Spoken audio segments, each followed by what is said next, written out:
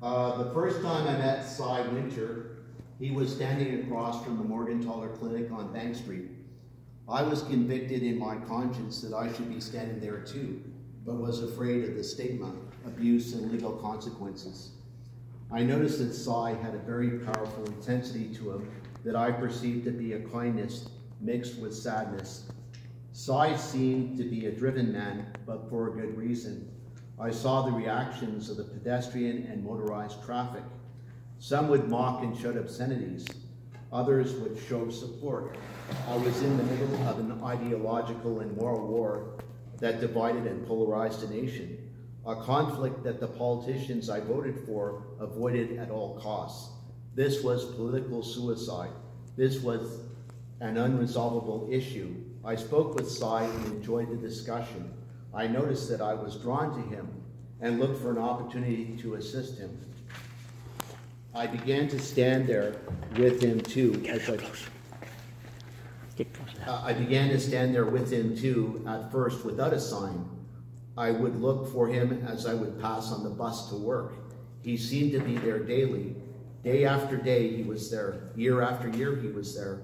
Others were with him. Sometimes I would get off the bus and stand there too. I began to hold a sign and sign the black book. I began to meet interesting and committed people that I could connect with on a level that I really enjoyed. I did not feel so isolated as I shared their beliefs. I felt warmth. I felt that I was doing the right thing. I felt that I was on the right side of history. I noticed that I now did not care what others thought. Standing there was now had an appeal to me. I was no longer concerned about the abuse I willingly suffered for standing there. I now look for opportunities to stand there. I began to schedule it into my life. I began to make sacrifices to stand there. I was hooked. I did not like those disgusting graphic signs that hinted of fanaticism.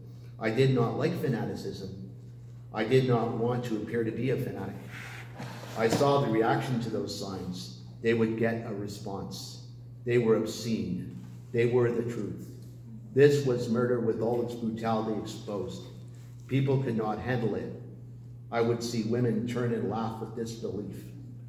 Men would yell obscenities and threaten. Exposing a heinous crime was now considered obscene and far worse than the act. I began to stand there with those obscene signs that provoked such a gut-wrenching response. I was afraid I would be noticed. I was afraid I would be reported. I was afraid I would appear to be considered unstable. I could lose my job. I could potentially lose my license and means of employment. All it would take would be one criminal conviction. But I believed in God. Jesus would protect me if I was doing his will. I had the support of my church. I was authorized to stand there. This is all that I needed. I attended my first March for Life in Ottawa. I stood by the gates of Parliament on Wellington Street with an obscene sign while crowds of people passed by. I began to attend the march year after year.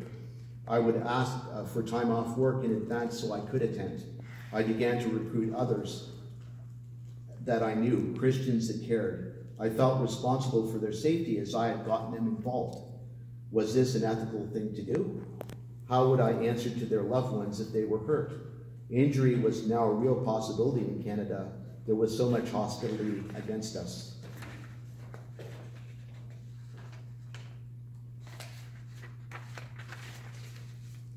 There was so much hostility against Christ. People looked on and jeered as they murdered him. They railed against him. He was the embodied truth. It said so in John 1. This is what they did to Cy. They lied about him as they lied about the truth. The media reports that I read concerning Cy were false. I knew this to be true as I was a witness myself. The mayor asked for a law to get rid of Cy. They could not do it legally. They had to make it happen one way or the other. The premier asked the attorney general to create such a law. He complied. He came up with a law that was extreme. It violated the charter. He did it anyway.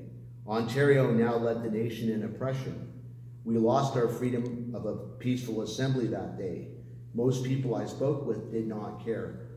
We had lost our freedoms that our ancestors had so bravely died for. The politicians that made the speeches on November the 11th now allowed our basic freedoms to be snatched away. Day after day, we began to lose our freedoms. They first came for the butcher, but I was not a butcher, so I said nothing. Then they came for me, but nobody was left. Was I now a slowly boiled frog? The day died, so did my Canada. This was no longer my country. These were the new Canadian values that we were being forced by law to adhere to. What was next? Would they find a way to take away my license? If I went on assistance in the future, would I have to sign something in support of a twisted core value against my Christian beliefs? Would I have to deny my faith to survive? The powers had taken a man by force, contrary to the law, and began to prosecute him according to the law. This was the new Canada. This was my country. The average person was unaware and did not care. To them, Cy was a nuisance. He deserved this. Good riddance. But they could not kill his memory. As Abel's blood cried out of the ground for justice, as written in Genesis, so does Cy's memory. A true account of what really happened must come out. Napoleon said, history is a set of lies agreed upon. We must set the record straight. We are all witnesses of what happened in our nation's capital, one street over from where our laws are made. How can such a travesty occur so close to the heart of our democracy? We are the caretakers of Cyril Winter's memory. This task is our responsibility. We are responsible to the truth. One day we will be judged for this. Thank you.